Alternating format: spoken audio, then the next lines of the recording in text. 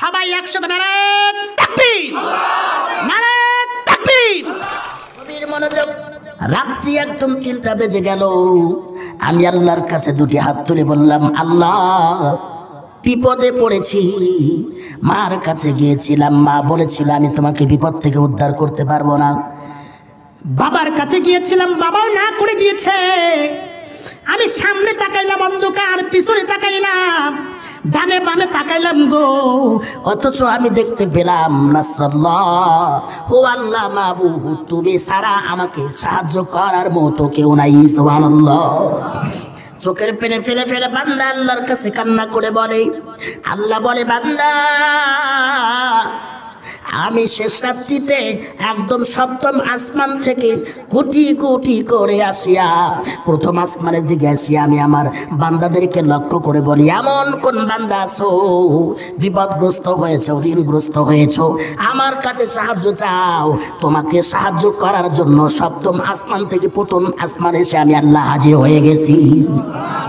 ইন্নাল্লাহা মা'ানা, যিনি আল্লাহর কাছে সাহায্য চাইবেন আল্লাহ অবশ্যই তাকে সাহায্য করবেন। সুবহানাল্লাহ। মুহাম্মদ রাসূলুল্লাহ সাল্লাল্লাহু, এদিকে খেয়াল করি সবাই, মুহাম্মদ রাসূলুল্লাহ সাল্লাল্লাহু আলাইহি সাল্লাম তিনি বুঝতে পারলেন আবু বকরকে কি দুপুরবেলা এই সময় ঘুমটা দিয়ে একজন ব্যক্তি আবু বকরের বাসাতে আসলো। আবু বকরের মেয়ে আয়েশা রাদিয়াল্লাহু তাআলা আনহা চিন্তা করলেন, এই সময় তো মুহাম্মদ রাসূলুল্লাহ সাল্লাল্লাহু আলাইহি সাল্লাম কখনো আমাদের বাড়িতে আসেন নাই। আসলেন, আবু বকরের সাথে দেখা হলো। আবু বকর বললেন, আবু বকর আমি যদি তোমাকে বলি যে আমার সাথে তোমাকে এক জায়গায় যেতে হবে, তুমি কি রাজি হবা?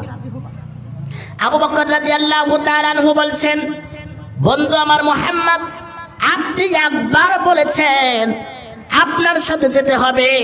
আমি চিন্তা করে দেখলাম এতগুলো সাহাবী থাকতে তার মধ্য থেকে আমি আবু বকরকে সিলেক্ট করেছেন।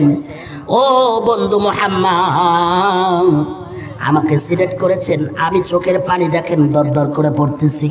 আমি শুকরিয়া আদায় করেছি যে আমাকে শহীদ করে যাওয়া হলেও আমি আপনাকে নিরাপত্তা দিয়ে এই মক্কা থেকে নিয়ে যাব। সুবহানাল্লাহ। আবু বকর রাদিয়াল্লাহু তাআলা আনহু ওই দিন থেকে শুরু করে তিনি সফরের সমস্ত সামিয়ানা গোছাতে লাগলেন। একটা বারের জন্য মুহাম্মদুর রাসূলুল্লাহ সাল্লাল্লাহু আলাইহি সাল্লাম নিজের জন্য কিছু করলেন না। যা কিছু দরকার আবু বকর নিজে সেটাকে কমপ্লিট করে ফেললেন। মুহাম্মদ রাসূলুল্লাহ সাল্লাল্লাহু আলাইহি সাল্লাম এবার ঘরে আসলেন। আসার পর আলীকে বলতেছে, আলী আমার বিছানায় তুমি শুয়ে পড়বা, আর আমি ওই রাত্রিতে আমি মদিনা মক্কা থেকে বিতাড়িত হয়ে যাব। রাত্রি একদম গভীর হয়ে গেল। মনোযোগ। 11 জন মানুষ মুহাম্মদকে হত্যা করবে এই পায়তারা করিয়া মুহাম্মদ রাসূলুল্লাহ সাল্লাল্লাহু আলাইহি সাল্লামের ঘরে একদম চারি মোড়া এই 11 জন ধাক কুড়ালে একদম দাঁড়িয়ে গেল। মুহাম্মদ কেমনে দরজার ঘর থেকে বের হয়, একবার বের হবে মুহাম্মাদের কাল্লা তার দ্বিখণ্ডিত করে দিব।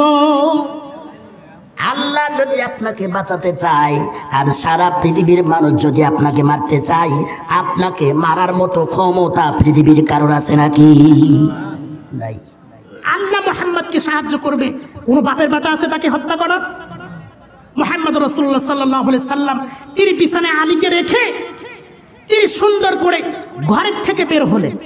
বের হওয়ার আগে তিনি কিছু মুষ্টি বালু নিলেন। এই বালু নিয়ে আল্লাহর আদেশে তিনি ছিটিয়ে দিলেন। ছিটানোর সঙ্গে সঙ্গে প্রত্যেকটা বালু গিয়া এই 11 জন কাফিরের একদম মুখের উপর দিয়ে শরীরের উপর দিয়ে মেখে গেল। সুবহানাল্লাহ।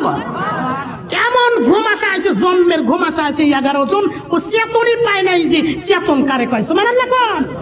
সাহায্য কে করেছে?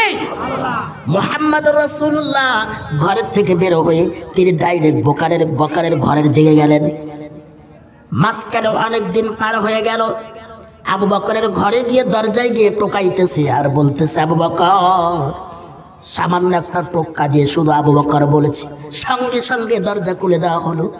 আল্লাহ রাসূল হতবাক হয়ে গেলেন, আবু বকর আমি তো চিন্তা করেছিলাম এখন রাত বাজে 2টা 3টা, এত রাত্রিতে তোমাকে হয়তো কতবার তোমাকে ডাকতে হবে।